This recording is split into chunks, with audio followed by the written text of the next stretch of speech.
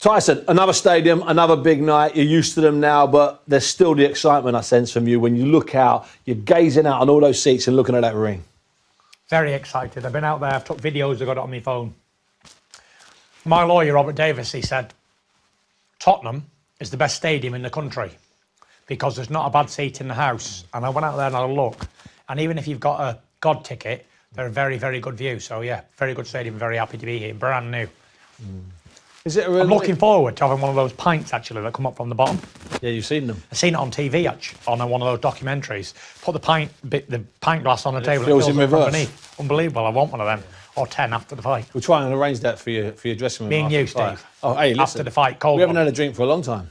When was the last? Dublin, wasn't it? Dublin, yeah. 2009. 2009. That was a good night, wasn't it? It was a good night, son.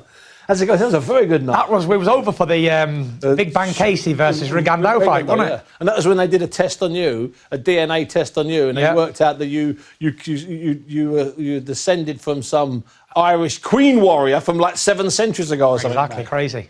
Great stuff. We could talk about that all day. Tyson, I've got to ask you about that phone call you made to Derek Chisora. Well, it was actually, he made a phone call to me, and I can recall it very vividly.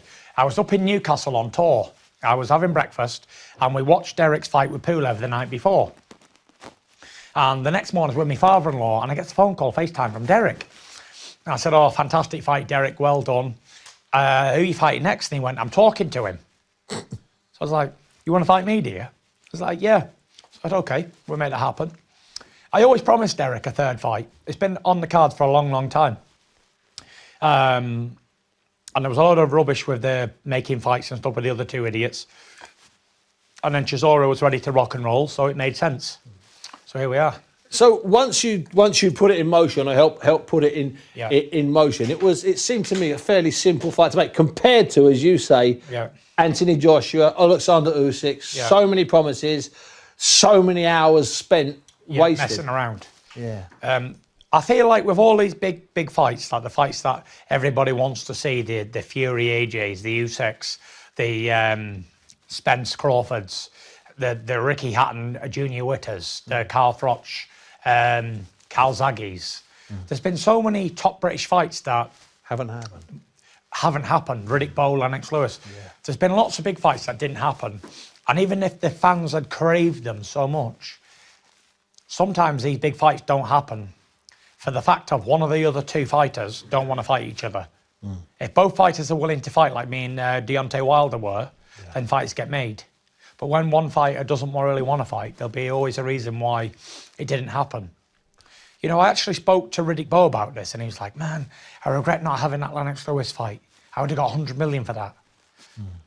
People regret it later on in life. So, but the money's one thing, and it's fantastic. 100 million, 10 million, 5 million, whatever. It's life-changing money, depending on where you are. But it's the fact that you've had the fight. That's what it seems to me matters to you, is the fact that you had that fight. You took that Wilder risk. You took it in the rematch. And then you had the third fight. You took it. It's that taking. It means something more to you. You know, I love to fight. And if the challenges are there, I'll take them. I've never shied away from a challenge, ever. Even really early on, I wanted to fight the best, whoever I could fight. I've been calling out people since I ever can remember. Yeah. Like even back in amateur days, calling out Big David Price when I had 6, 7 amateur fights. Yeah. Anybody and everybody, I was like, right, I want to fight him. He looks a tough opponent. Get me this person. And it's not as easy as saying, right, I just want to fight this person, fight that person. It's all got to stack up with the money side of it, the TV side, promotions, all that sort of stuff. So it is what it is, but I was quite optimistic that the Joshua fight would have happened now. Yeah. For a week, I was very, very optimistic that the fight was going to happen. And then when it drags out long, from my experience, anything that takes a long time, a deal, never happens. Whether you're buying a house, whether you're buying a car, whether you're buying a suit. If you need more than a week to think about it, you're not going to buy it. Because when you go in a house, the first moment you step in it, if it's for you, the house picks you. You know it. I've done it before. As soon as I walked in the house that I live in now, I went, this is the house I want. You know straight away. I've looked at 20 before that. There wasn't the ones. You go and pick a car, you know straight away within 10 seconds if you want it or not. Same with fights. Same with any business deal. I remember doing deals with ESPN, Top Rank, all these people, yeah? Done them in 2 seconds like that, bang. That's what I want. Bang, bang, bang, bang. Do you want to pay it, yes or no? Yep. Simple. On. But anything that's dragged out long time, if we have a deal now, negotiation, and it doesn't get done now, we walk out that door, it's gone cold. It ain't happening. So. And that's very much what happened with those two fights. It's very much what happened with any talks about fights in the past with either of those two fighters. Yeah. As soon as it goes past that stage, I think we all know, and you must know in your heart, that can't be good. That must be a horrible feeling, knowing that you're wasting your time. It's not going to happen. Listen, it is, wasting your time sucks, no matter who you're wasting it on. Time is the only thing that we truly have and own, and it's a commodity, especially to us because we're running out of time on a daily basis. We're losing time. So to waste it on people that don't care about you or people you don't care about, it's very unimportant. The most important thing is spending time with people you care about, your loved ones and your friends, all that sort of stuff. Like Steve Jobs said on his deathbed, the only thing that was worth doing was spending time with his friends and family and loved ones. Forget the billions. And like King Solomon out the Bible said, he was the richest king that's ever lived in history. Do you know Solomon had a net worth of $3.2 trillion of today's money back then? And he was the wisest person that's ever lived, the richest and the cleverest person to have ever lived. Ever. Before and after him, there's nobody been as wise or as rich. And when he was finished, he wrote a book called Ecclesiastes. It's in the Bible. And in there, there's a verse, and it says, the only thing worth doing in life is eating and drinking and enjoying your work. Nothing else is any good. And he says, even after that, there's another verse where he says, and even that's rubbish. The only thing worth doing is worshipping God. That's it. Well, you certainly worship, and you certainly in the past have done enough eating and enough drinking. But but you're enjoying your work. I want to ask you a simple. I'm enjoying my work, and I enjoy a beer, and I enjoy a bit of food, like we all. And do. nothing wrong with any of that. No. Let me ask you a question. I'm not an alcoholic. I'm just a devil for the drink. Yes, I agree. Let me ask you this. Yeah, I've spent some time with you since April, and I was absolutely hand on heart convinced that you would never fight again. So was I. So was there a particular morning, night, or was it a realisation over a two or 3 week period? Was there a moment? Was there one particular incident? Yeah, there was. I was retired for around about 3-4 months, and I didn't want to box. I've only just started to want to box again about 2 weeks ago.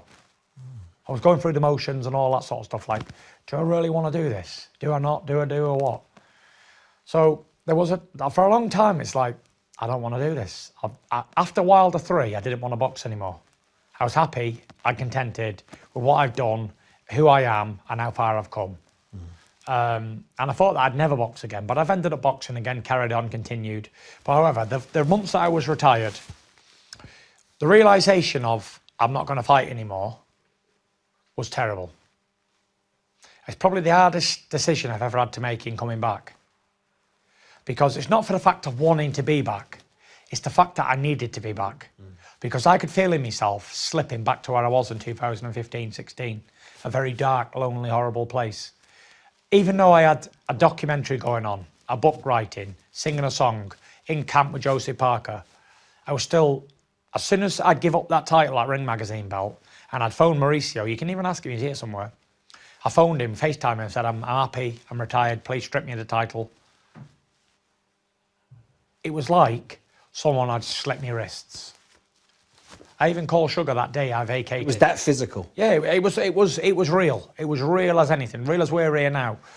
I phoned Mauricio, vacated WBC, vacated the Ring magazine. I called Sugar and said, I'm definitely out, Sugar, forget it, I'm not interested. I don't know where Sugar was. He could have been in a pub getting drunk at the time. Similar to what I was doing myself. But, yeah, and it was horrible. Like, I finally was like, this is it. It's finally over. And it was like someone had let the air out my tyres. I was deflated. I was depressed.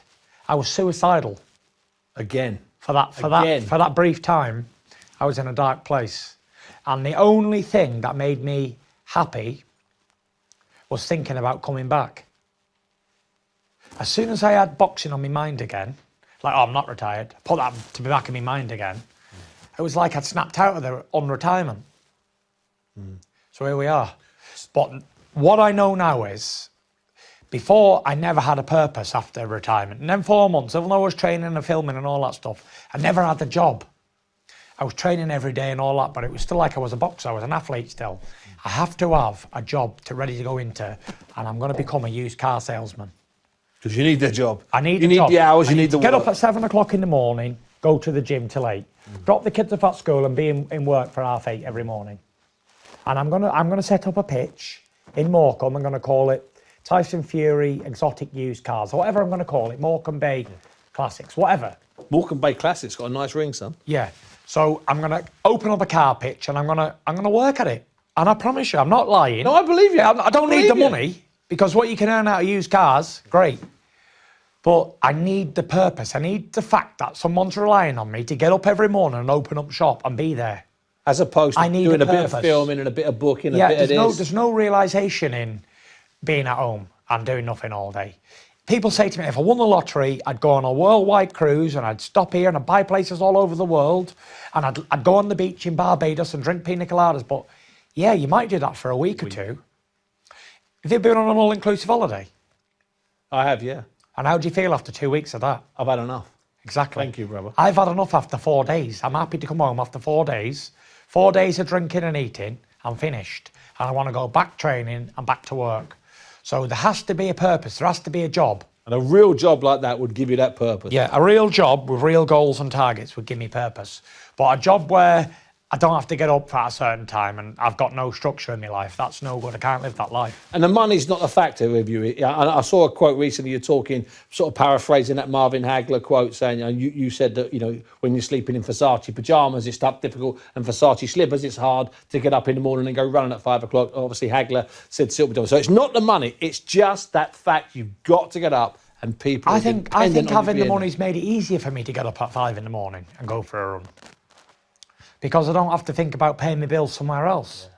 If you're a part-time boxer and you got to go work in Greggs from 9 to 5, then you got to go to the gym at 6:30 and do 2 hours, maybe 4 times a week. Great point. Then it's difficult. Yeah.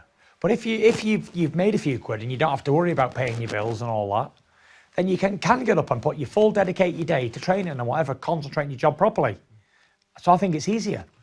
That's a very good point, and I'm a big believer in that. Tyson, I want to get to the fight. Thanks for your time. I want to get to you and Derek. Obviously, you've known each other. You've got some history in the ring, outside the ring. We talked about how the fight was set up. Now, you and him have had some sort of deal, some sort of not bet, some sort of wager, gentleman's agreement to do with the first round and a good fight. There is no chance that you and him continue this loving, this friendship, and that maybe there's something in you that doesn't allow you to let your hands go. Is there any danger of that? No. It's going to be a good fight. Like when Muhammad Ali was out of boxing, Joe Frazier was giving him money. Yeah. Joe Frazier was looking after him like egg in a cake. It's a great point. Yeah? Yep. He really was. Yeah, he was supporting him. That's why Joe was so upset when Ali called him all them bad names, during the fight build-ups, because he literally was broke, Ali, and Joe Frazier gave him money, kept him going, even fed him, looked after his bills, everything. But when they fought, they beat the out of each other, didn't they? Absolutely, yeah. I believe those fights they had took a lot of years off them. Yeah, I agree. Took a lot of brain cells away from them. And them two, at one stage, were the best of pals, giving each other money, everything.